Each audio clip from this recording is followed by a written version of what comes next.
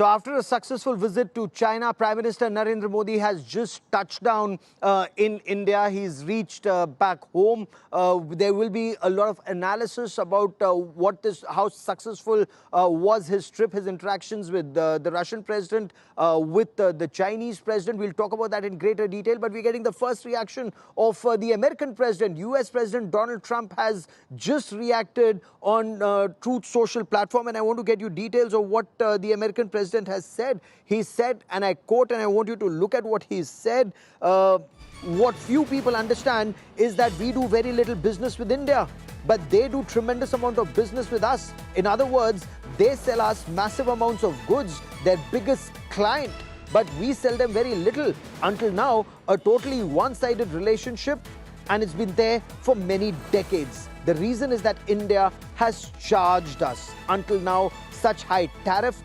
most of any country, that our businesses are unable to sell into India.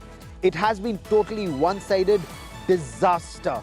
Also, India buys most of its oil and military products from Russia, very little from the United States. They've now offered to cut their tariffs to nothing, but it's getting late. They should have done so years ago. Just some simple facts for people to ponder. I want to quickly cut across to India Today's Pranay Upadhyay, who joins us with more on the story.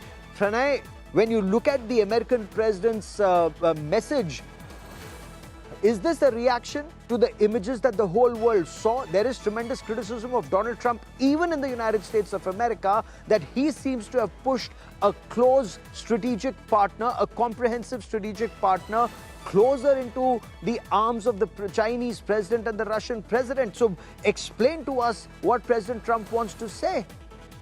You're absolutely right, Gaurav. President Trump trying to explain to his domestic audience as well that why he is doing why he has put 50% tariffs on India. And I think he's failing on justifying his mathematics on that, because who has backed out?